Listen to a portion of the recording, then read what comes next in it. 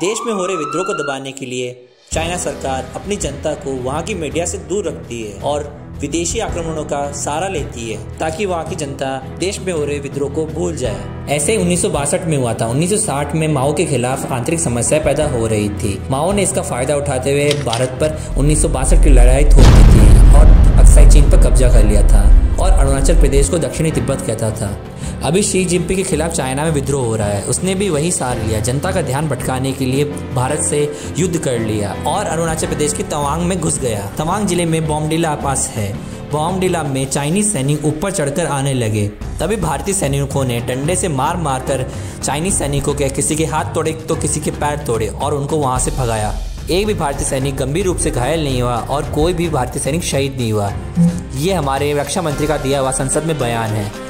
और यहीं दूसरी तरफ चाइनीज मीडिया चुपचाप बैठी है। जब भी वो मार खाती है वो चुपचाप बैठ जाती है। आपको याद होगा कि गलवान वैली में जब ये इंसिडेंट हुआ था तो 6 महीने बाद उनकी रिपोर्ट सामने आई थी कि उनके कुछ जवान शहीद हुए हैं। जहां इंडियन आर्मी चाइनीज सैनिकों को कूट रही थी, वहीं दूसरी तरफ इंडियन हैकर चाइनीज वेबसाइट को हैक करके उनका डेटा को पब्लिक कर रहे थे और उनके टॉप पर लिख रहे थे बोलो पाव भाजी। आप लोग सोच रहे होंगे चाइना में प्रोटेस्ट क्यों हो रहा है और वो इंडियन आर्मी से क्यों लड़ रही है। हुआ यूँ कि चाइना में कोरोना फैल रखा है। हुआ यूँ कि चाइनीज सरकार कोरोना को वहाँ कंट्रोल नहीं कर पाई, जिसे छुपाने के चक्कर में वह भारत से युद्ध कर रही है। लोगों के घरों को चेनों से बांधा जा रहा है ताकि वह बाहर ना निकले। एक बिल्डिंग में आग लगने के कारण वहाँ लोग मर गए और जो बचे थे वो बाहर आना चाहते थे, लेकिन उनको कोरोना के कारण बाहर नहीं आने दिया गया, जिसकी वजह से शी जिनपिंग ने 600 जवानों को अरुणाचल प्रदेश में भेजा और सोचा कि वहाँ वो जाएंगे, भारतीय सैनिकों को मारेंगे, कूटेंगे, पीटेंगे और चाइना दोबारा भारत पर कब्जा कर लेगा। लेकिन शी जिनपिंग को अब क्या पता नहीं था कि इंडियन आर्मी पहले से तैयार बैठी है। पिछली बार चाइनीज सैनिक लकड़ी के साथ घुस गए थे और इंडियन आर्मी को मारा था, लेकिन इस बार इंडियन आर्मी पहले से तैयार थी।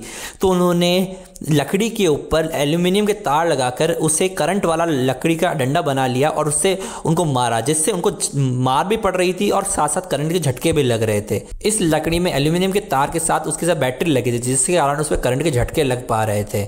इंडियन आर्मी ने इस बार चाइनीज सैनिकों को जो मारा है और उसके साथ साथ गालियों के साथ साथ उनकी जो कुटाई करी है, उसके मज़ा आ गया। इसका एक वीडियो वायरल हो रहा है जो मैं यहाँ पे आपको शो नहीं कर सकता, मैं आपको अपने टेलीग्राम चैनल पर दे दूंगा।